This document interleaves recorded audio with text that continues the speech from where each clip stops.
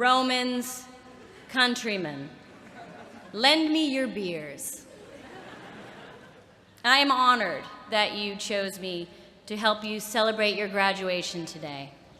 I can only assume I am here today because of my subtle and layered work in a timeless classic entitled Deuce Bigalow, Male Gigolo. And for that, I say, you're welcome. I'm truly, truly delighted to be here at Harvard. I graduated from Boston College, which some call the Harvard of Boston.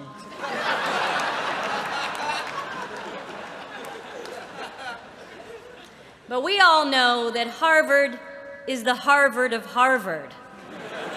And you can quote me on that. I have to admit, I'm very surprised to be here because, like so many of you, I was pretty convinced the rapture was going to happen. Show of hands, how many of you woke up on Sunday and thought, you're kidding me? I sold all of my belongings, I told my boss to shove it, and we're still here? I understand how you feel.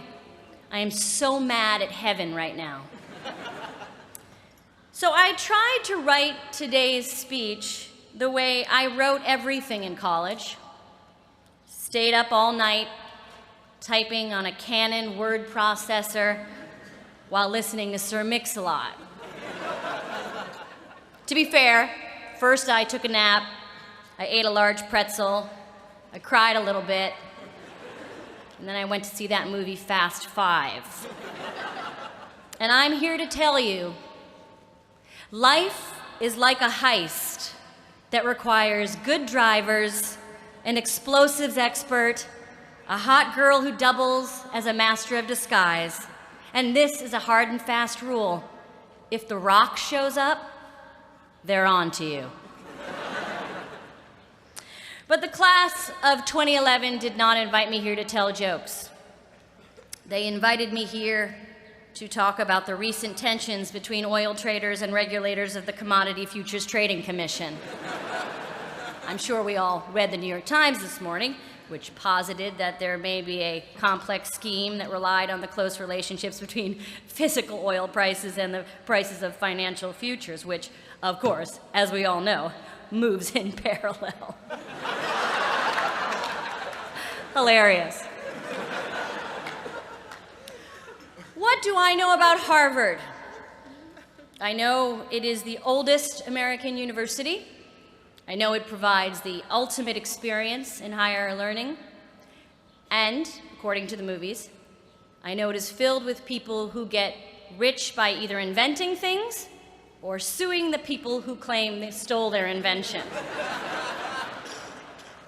Let me be clear. I believe everything I see in movies. And if you remember anything I say today, remember this. Every single thing you see in movies is real.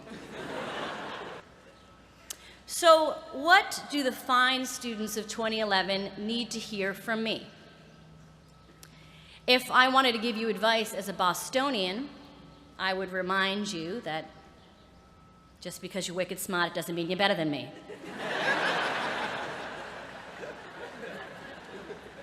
And I would also want to say, good for you for working so hard. You graduated from Harvard, huh? Must be nice. If I wanted to give you advice as a New Yorker, I'd tell you, excuse me, ma'am, could you move, please? Don't walk in the bike lane. Get off the bike lane, please. And I would also like to take a moment to inform you, as a New Yorker, and as my cab driver did recently, that Bloomberg pretends to take the subway, but we all know that's a bunch of baloney.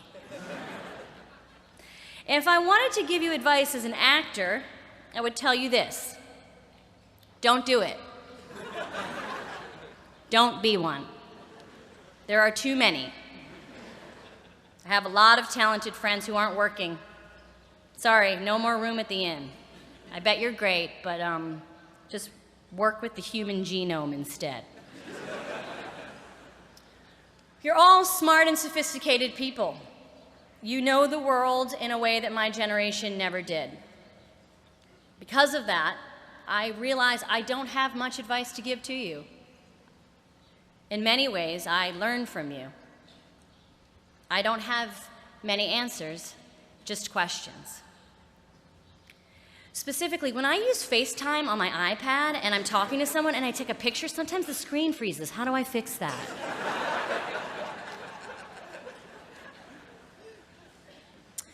All I can tell you today is what I've learned, what I have discovered as a person in this world. And that is this: you can't do it alone.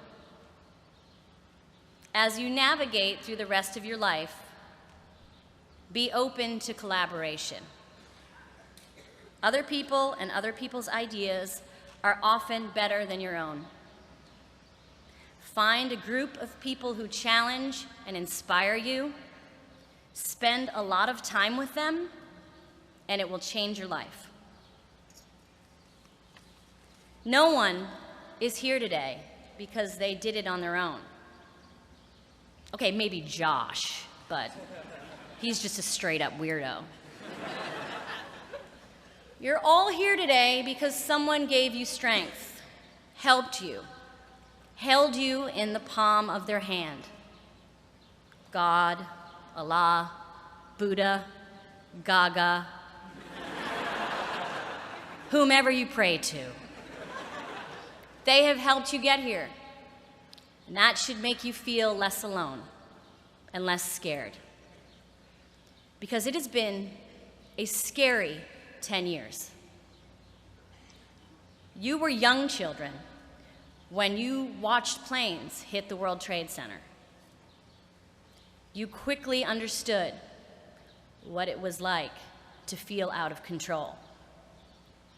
Your formative teenage years were filled with orange alerts and rogue waves and unaccomplished missions. For my generation, it was AIDS. We all grow up afraid of something. Your generation had to get used to taking off your shoes at the airport. My generation had to get used to awkward PSAs from boys to men telling us to use protection. But during those tough times, we realized how wonderful it felt to be part of a group. But more about me. I moved to Chicago in the early 1990s and I studied improvisation there. I learned some rules that I try to apply still today. Listen, say yes, live in the moment, make sure you play with people who have your back, make big choices early and often. And don't start a scene where two people are talking about jumping out of a plane. Start the scene having already jumped. If you're scared, look into your partner's eyes. You will feel better. This advice has come in handy, and it would often be something I would think about when I would perform on Saturday Night Live. Live television can be very nerve-wracking, and I remember one time being nervous, looking into the eyes of the host and feeling better. I should point out I was wearing a chicken suit at the time. The host was Donald Trump. He was wearing a bigger, more elaborate chicken suit. I looked into his eyes. I saw that he looked really stupid, and I instantly felt better. See how that works? I should point out that that sketch was written by a Harvard graduate, and also a graduate from Northwestern, but who cares about that, am I right? I cannot stress enough that the answer to a lot of your life's questions is often in someone else's face. Try putting your iPhones down every once in a while and look at people's faces. People's faces will tell you amazing things, like if they are angry or nauseous or asleep. I have been lucky to be a part of great ensembles. My work with the Upright Citizens Brigade led me to my work on Saturday Night Live. And when I graduated from that comedy college, I was worried about what came next. Then Parks and Recreation came along, a show I'm proud of, where I get to work with people I love. You never know what is around the corner unless you peek. Hold someone's hand while you do it. You will feel less scared. You can't do this alone. Besides, it's much more fun to succeed and fail with other people. You can blame them when things go wrong. Take your risks now. As you grow older, you become more fearful and less flexible. And I mean that literally.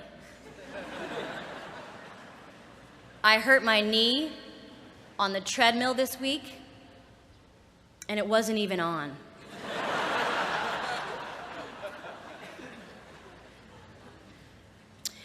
Try to keep your mind open to possibilities and your mouth closed on matters that you don't know about. Limit your always and your nevers. Continue to share your heart with people, even if it's been broken. Don't treat your heart like an action figure, wrapped in plastic and never used.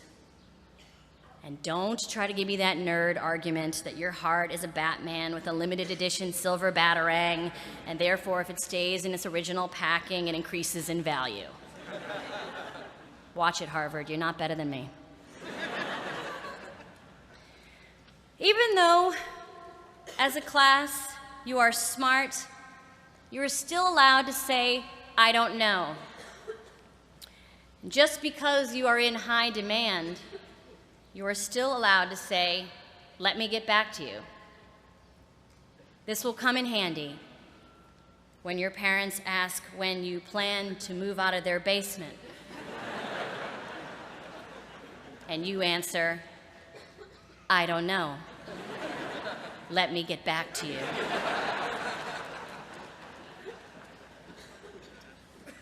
Which leads me to my final thought. Would it kill you to be nicer to your parents?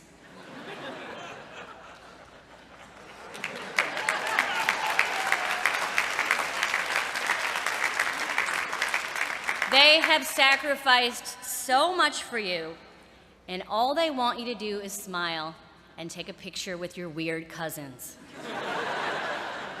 Do that for them. And with less eye rolling, please.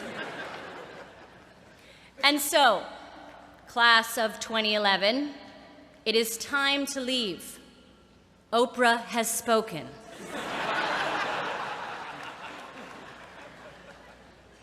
So I will end with this quote. Hey ya, hey ya, hey ya, hey ya. Hey ya, hey ya, hey ya, hey ya. All right, all right, all right, all right, all right. The group, Outkast. The song, Hey Ya. The lyrics, nonsense. I'm sorry, it was really late when I wrote this. This is what I want to say. When you feel scared, hold someone's hand and look into their eyes. And when you feel brave, do the same thing. You are all here because you are smart and you are brave. And if you add kindness and the ability to change a tire, you almost make up the perfect person. I thank you for asking me to speak to you today. As you head out into the world, I wish you love and light, joy, and much laughter. And as always, Please don't forget to tip your waitresses. Thank you very much.